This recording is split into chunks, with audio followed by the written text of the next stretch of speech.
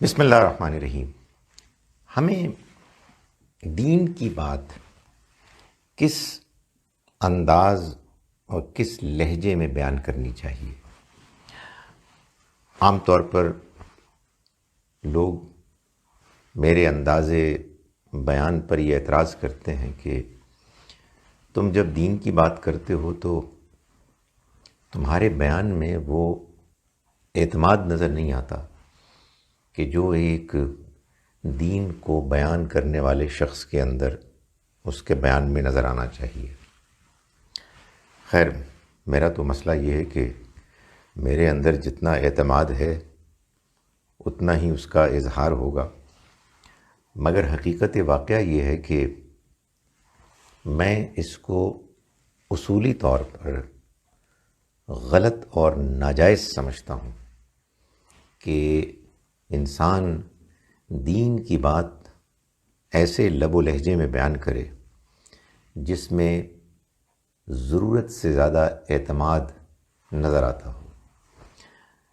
اس کی وجہ یہ ہے کہ دین کی جو بات بھی انسان بیان کرے گا وہ حقیقت میں اس کی رائے ہوگی، اور اس کی رائے سے مختلف رائے رکھنے والے لوگ بھی ہوں گے۔ انسان دین کو کیوں بیان کرتا ہے؟ انسان دین کو اس لیے بیان کرتا ہے کہ اس کے نزدیک اس کے سامنے ایک سچائی آئی ہے جس کو کہ وہ لوگوں میں شیئر کرنا چاہتا ہے، لوگوں کے ساتھ اس کو بیان کر کے ان کو بھی اس سے متعارف کرانا چاہتا ہے۔ ظاہر ہے کہ یہ ایک ذمہ داری ہے۔ اس ذمہ داری کو انسان کو ایسے بیان کرنا چاہیے کہ انسان کے اندر جو حقیقت واضح ہوئی ہے، اس کو جو بات سمجھ میں آئی ہے، اس کو وہ ایسے بیان کرے کہ جیسے اس کو سمجھ میں آئی ہے، یعنی اپنی بات کے دلائل کے ساتھ بیان کرے، اور وہ دلائل اس انداز میں پیش کرے، اس شائستگی کے انداز میں بیان کرے کہ جس میں سننے والا بیان کرنے والے کی آواز کی گرج، اس کے چہرے کے ایکسپریشنز، غصے، دوسروں پر لان تان سے متاثر نہ ہو، ڈرانے دھمکانے کے انداز سے متاثر نہ ہو، بلکہ دلائل سے متاثر ہو۔ میں نے گزارش کی کہ میں اس کو بہتر نہیں لازم سمجھتا ہوں۔ اس کی وجہ یہ ہے کہ دین کا بیان اصل میں سچائی کا بیان ہے، حق بات کا بیان ہے، اور اس بیان میں انسان کو سب سے پہلے خود حق پسند ہونا چاہیے، دیانتدار ہونا چاہیے، حق کی جستجو میں بھی، حق کو تلاش کرنے میں بھی، اور حق کو بیان کرنے میں بھی۔ میری پوری کوشش یہ ہونی چاہیے کہ میرے سننے والوں کے سامنے میری بات کے وہی دلائل آئیں کہ جو حقیقت میں دلائل بنتے ہیں۔ میں اپنی بات کو پیش کرنے میں اتنا ہی زور لگاؤں جتنا کہ حقیقت میں اس میں زور ہے۔ میں نے اگر مبالغہ کیا تو میں مجرم ہوں۔ میں بات کو اس کی اصل جگہ سے اٹھا کر کسی دوسرے مقام پر لے جا کر بیان کرنے کا مجرم ہوں۔ قرآن نے یہ حکم دیا ہے ہم کو کہ تم دین میں مبالغہ مت کرو۔ یا اہل الکتاب لا تغلوا فی دینکم غیر الحق، اے اہل کتاب تم اپنے دین کے معاملے میں ناجائز بے جا مبالغہ مت کرو، ایگزیجریشن مت کرو۔ بدقسمتی سے ہمارے ہاں عام طور پر مذہبی ماحول میں جو مختلف گروہ اور جماعتیں ہیں اس میں انداز بیان اتنا زوردار ہوتا ہے، اس میں اتنی چیخ و پکار ہوتی ہے، اس میں اتنے جذبات ہوتے ہیں، اس میں اتنی شاعری ہوتی ہے کہ ساری کوشش یہ ہوتی ہے کہ جو لوگ موجود ہیں مخاطبین، وہ نفسیاتی طور پر ایسے قابو میں آ جائیں، اتنے متاثر ہو جائیں کہ وہ کسی دوسرے کی بات کو سننے کے قابل ہی نہ رہیں، اور دوسروں کو اتنا کنڈیم کیا جاتا ہے، اتنا کنڈیم کیا جاتا ہے کہ ایک عام آدمی سننے والا کہتا ہے کہ ہم نے اگر کہیں ان کی بات سن لی تو ہم گمراہ نہ ہو جائیں۔ میں بڑے ادب سے گزارش کرتا ہوں کہ یہ چیز بالکل ناجائز ہے، یہ حق کے خلاف ہے۔ اللہ تعالیٰ ہم سے یہ چاہتا ہے کہ ہم حق کو بیان کریں، اور ایسے بیان کریں کہ ہم لوگوں کو حق جیسے کہ سمجھ میں آیا ویسے پیش کریں۔ اچھا، یہ عجیب بات ہے کہ ظاہر ہے کچھ لوگ تو وہ ہیں کہ جو پیدائش سے لے کر موت تک وہی بات بیان کرتے رہتے ہیں جو ایک مرتبہ انہوں نے سیکھ لی، اس لیے کہ ان کو کبھی غور کرنے کا موقع نہیں ملتا۔ ظاہر ہے انسان جب غور کرتا ہے، سوچتا ہے، ریفلیکٹ کرتا ہے، اپنی آراء کو کرٹیکلی ایگزامن کرتا ہے، دوسروں کی باتوں کو دیانتداری کے ساتھ سنتا ہے، تو اسے اپنی غلطیاں وقتاً فوقتاً واضح ہوتی ہیں۔ ظاہر ہے کہ اگر انسان اپنی بات کو غیر ضروری طور پر مبالغہ آمیز انداز میں زوردار طریقے سے جذباتی طور پر بیان کرے کہ بات یہی سچ ہے، اس کے علاوہ کوئی سچ نہیں ہے، باقی سب باطل ہے، باقی سب کچھ گمراہی ہے، تو کچھ عرصے کے بعد انسان کو ایمبیرسمنٹ ہوگی، شرمندگی ہوگی کہ ابھی تو میں اتنے زوردار طریقے سے اسی بات کا ابطال کر رہا تھا، اس کو غلط قرار دے رہا تھا، اور اب میں اسی بات کو مان رہا ہوں۔ تو بہتری اسی میں ہے کہ ہم اپنی بات کو اس کے دلائل کے ساتھ پیش کریں، اور نرمی، عاجزی اور انکساری کے ساتھ۔ اس کے نتیجے میں اگر کوئی شخص آپ کی بات کو مانے گا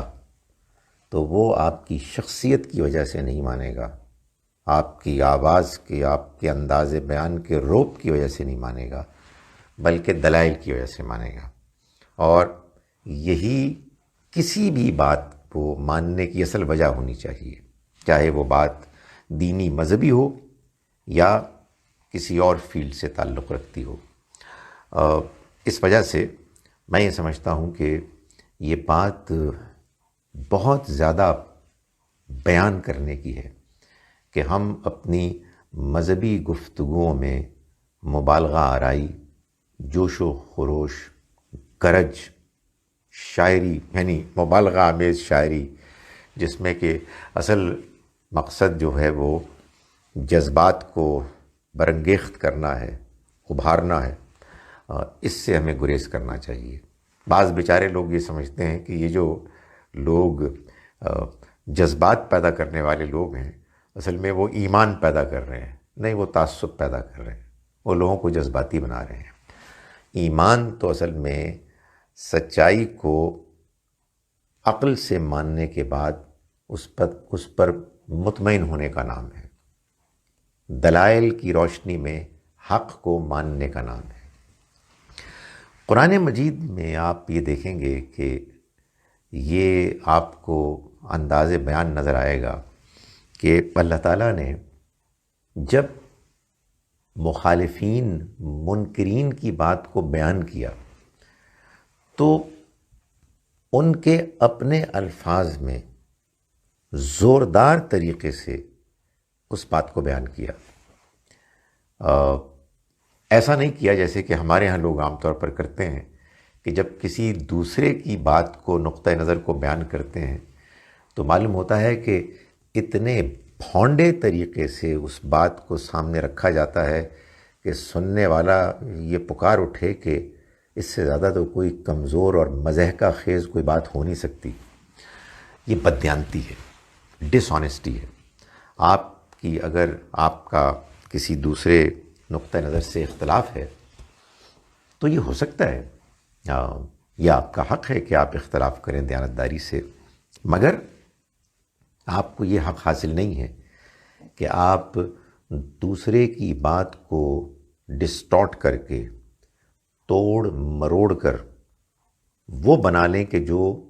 حقیقت میں وہ نہیں ہے۔ یہ تو اصل میں وہ کام ہے کہ جو اہل کتاب میں سے بعض لوگوں نے کیا، اور اللہ نے اس پر شدید مذمت کی کہ وہ حق کو بگاڑنے کے مجرم بن گئے، حق کو چھپانے کے، کتمان حق کے مجرم بن گئے۔ قرآن مجید نے، میں گزارش کر رہا تھا کہ کفار کی بات کو بھی بیان کیا ایسے کہ سننے والا تھوڑی دیر کے لیے، پڑھنے والا کچھ دیر کے لیے یہ سوچنے پر مجبور ہو جائے کہ ویسے بات تو بنتی ہے۔ میں مثال کے طور پر آپ کے سامنے ایک نمائندہ کفار کا بیان ہے جو قرآن میں نقل ہوا ہے، اس کو پیش کرتا ہوں۔ دیکھیے اللہ تعالیٰ نے کس زوردار طریقے سے کفار کے اس اعتراض کو بیان کیا کہ جو آخرت کی زندگی کے برحق ہونے کے خلاف وہ کرتے تھے۔ یہ سورہ مومنون، سورہ نمبر 23 ہے، 23، اس کی آیات نمبر 35 سے 37، 35 to 37 ہے،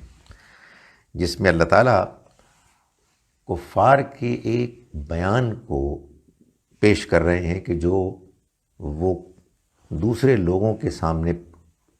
بیان کر رہے تھے، یعنی جو ایمان لانے کے بارے میں سوچ رہے تھے، تو یہ کافر لیڈر ان کو اس سے دور کرنے کے لیے یہ کہہ رہے تھے کہ اَیَعِدُکُمْ أَنَّکُمْ اِذَا مِتْتُمْ وَكُنْتُمْ تُرَابًا وَعِظَامًا أَنَّکُمْ تُخْرَجُونَ، کیا تم سے یہ وعدہ کر رہے ہیں کہ تم جب مر جاؤ گے اور مٹی ہو جاؤ گے اور ہڈیاں ہو جاؤ گے تو تم دوبارہ اٹھائے جاؤ گے؟ ہیہات لما توعدون، بڑی دور کی بات ہے، بڑی دور کی بات ہے جس کا تم سے وعدہ کیا جا رہا ہے۔ ان ہی الا حیاتنا الدنیا، یہ زندگی بس یہی دنیا کی زندگی ہے، نموت و نحیا، ہم اسی میں مریں گے، ہم اسی میں جیتے ہیں، وما نحن بمبعوثین، اور ہم دوبارہ نہیں اٹھائے جائیں گے۔ یہ زوردار طریقہ ہے جس اسلوب کو اختیار کر کے اللہ تعالیٰ نے منکرین، مخالفین کی بات کو بیان کیا۔ اور میں نے گزارش کی کہ اس بیان کو پڑھ کر اگر انسان دیانتداری سے اس کو پڑھتا ہے، اور قرآن کو پڑھنے کا کوئی اور طریقہ ہے ہی نہیں سوائے اس کے کہ دیانتداری سے انسان غور و فکر کے ساتھ پڑھے، تو آدمی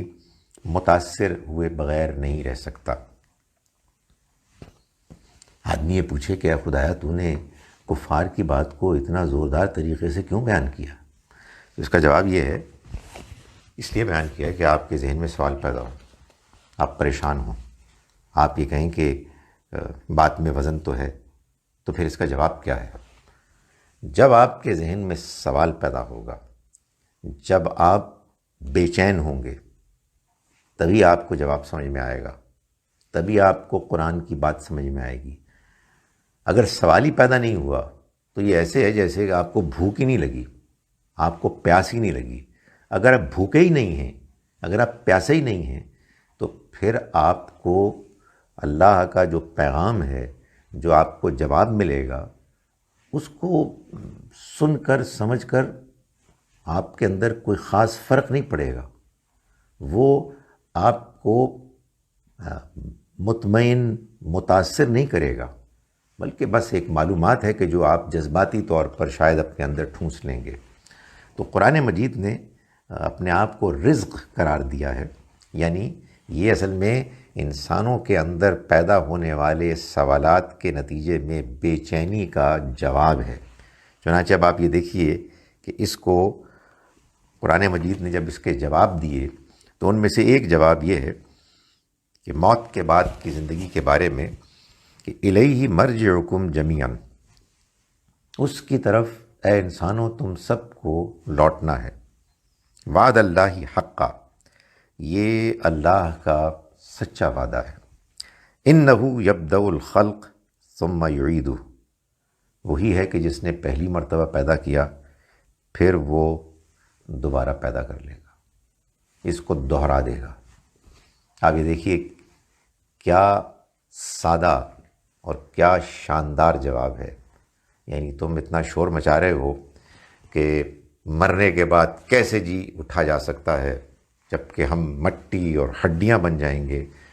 اللہ تعالیٰ نے فرمایا کہ یہ ایسے ہوگا کہ جیسے تم پہلی مرتبہ پیدا کیے گئے، اللہ کے لیے تمہیں دوبارہ پیدا کرنا کوئی مشکل نہیں ہوگا۔ اس میں یہ بات بتائی گئی کہ اصل چیز شور، مبالغہ، لفاظی، جسچرز اور لوگوں کے جذبات برانگیخت کرنا نہیں ہے، اصل چیز ہے دلائل، بات سمجھ میں آئے۔ اگر بات سمجھ میں آئے گی تو پھر انسان اس پر مطمئن ہوگا۔ اور ایک اور بات، جب آپ اپنے پیغام کے بارے میں واقعی مطمئن ہوتے ہیں اور اس کو دلائل کے ساتھ سمجھتے ہیں تو پھر آپ مخالفت کرنے والے کی مخالفت سے کبھی پریشان نہیں ہوتے، کبھی آپ ریئیکٹ نہیں کرتے، بلکہ آپ اس فکر میں پڑ جاتے ہیں کہ اس کو بات کیوں سمجھ میں نہیں آئی، اس کو ابھی ہماری دلیل نہیں پہنچی، میں ایک اور اینگل سے کوشش کرتا ہوں اس کو بات سمجھانے کی۔ میں آخر میں یہ گزارش کرنا چاہتا ہوں بڑے خلوص کے ساتھ اپنے تمام ان مسلمان بہن بھائیوں سے جو اپنے اندر دین کا جذبہ رکھتے ہیں اور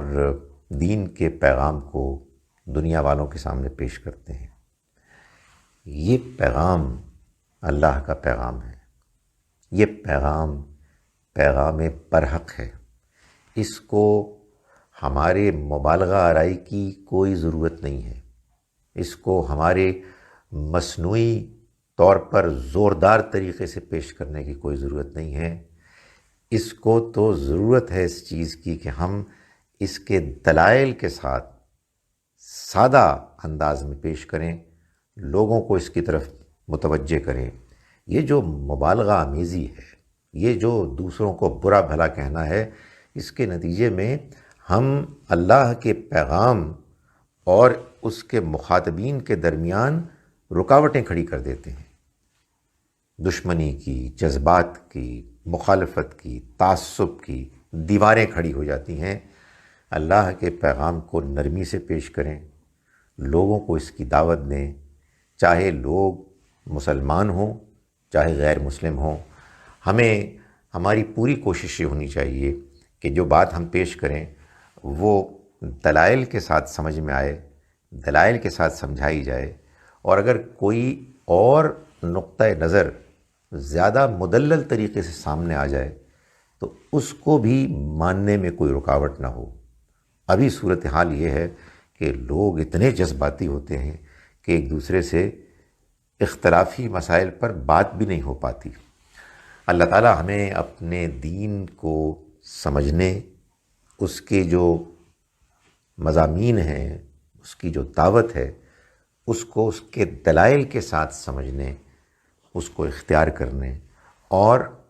اچھے انداز میں حکمت کے ساتھ اس کو